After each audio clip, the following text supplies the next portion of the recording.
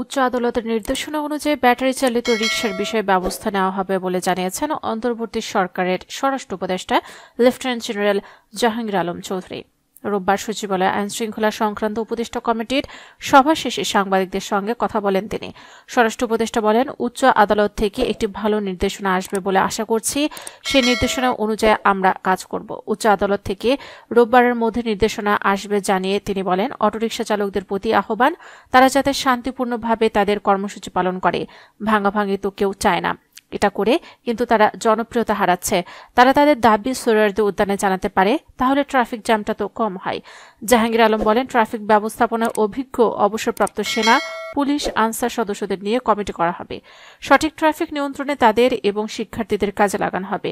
উল্লেখ্য, 15 দিন ধরে ব্যাটারি চালিত রিকশা চালক ও মালিকরা রাজধানীর বিভিন্ন এলাকায় বিক্ষোভ ও সমাবেশ করছেন। নিষিদ্ধ এ যান রাজধানীতে চলতে না দেওয়ার বিষয়ে সকলের সিদ্ধান্ত প্রত্যাহারের দাবিতে তারা এই বিক্ষোভ করছেন। গত সপ্তাহে উচ্চ আদালত থেকে 3 দিনের মধ্যে ব্যাটারি চালিত রিকশা সরিয়ে দেওয়ার নির্দেশনা দেওয়া হলে চালক ও মালিকরা আরও ক্ষুব্ধ হন। তারা অন্তত পাড়া মহল্লার সড়কগুলোতে ব্যাটারি চালিত রিকশা চালানোর অনুমতি চান।